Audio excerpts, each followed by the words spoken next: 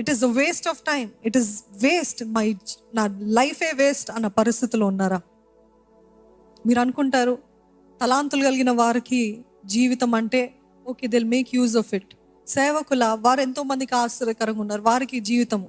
కానీ నా బట్టి ఎటువంటి ఆశీర్వాదం లేదే, నా బట్టి ఏ మేలు లేదే, నా బట్టి there is no influence, I have no power, I have no influence, I have no talent, I have nothing, అసలు నేను ఎందుకున్నది అన్న పరిస్థితుల్లో ఉన్నారేమో. దేవుడే మీతో మాట్లాడును గాక. Amen. Every life is valuable. ప్రతి జీవము, ప్రతి జీవి అంటే I'm not talking about animals, పశువులు కాదండి.